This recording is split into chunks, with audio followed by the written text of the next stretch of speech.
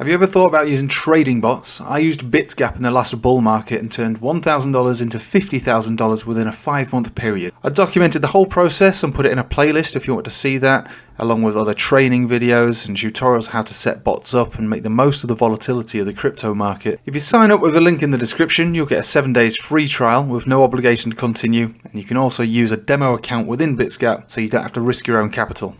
Bitsgap! Hello everybody, welcome back, good morning. Let's have a little look at just Bitcoin and Ethereum, just basically. So last night I did one of the Patreon live streams, so I actually opened up to the public, so you can actually have a look at that if you want. Yeah, that's right. A gift from me to you.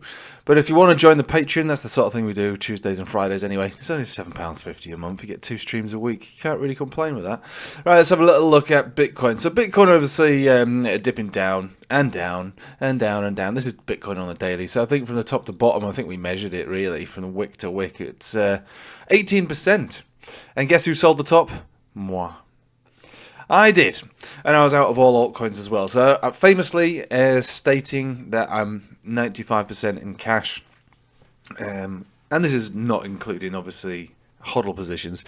Yesterday I put a tiny fraction of that, 95, probably just less than 5% in on some bouncy looking trades, and I'm looking for it to continue. So this is Bitcoin sort of bouncing yesterday, and it bounced from a weekly 10 exponential moving average. But, you know, I'm looking at that as more of a coincidental bounce.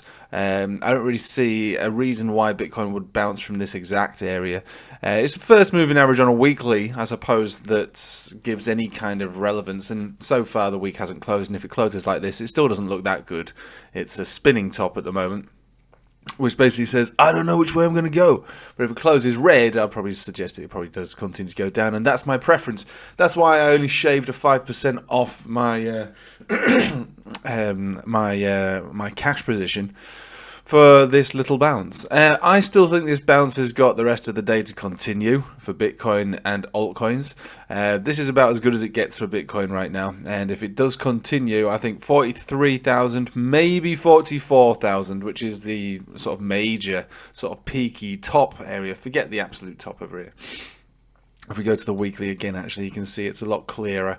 The 44,000 basically finding the majority of this resistance there. So 44,000 should be the absolute main portion of this move up. 43,000 is also a 21 exponential. So between 43 and 44,000, I think that's it for Bitcoin's bounce. Now Ethereum slightly different. So Ethereum found a bit of a bounce yesterday on the Bollinger Band Center. Now this is actually, you can hear it in the in my change of voice. Ethereum I'm putting in a different light. Ethereum hasn't broken out yet. If you sorry, it's very croaky this morning. We've all got some kind of lurgy in my house. If you can see the trend line here, and obviously think about the Bollinger Band Center as the support, you find yourself in a symmetrical triangle, which is 50-50. But if you base it also around the fact that the Bollinger Band Center is the support, then it's more than 50-50. It's about 65% more likely to at least make its way to the top and break out from there. And then we'll be targeting 2,600, 2,800, 3,000, 3,004 maybe at the top targets. But until we do that, we're still sort of stuck and messing around, fannying around in the symmetrical triangle.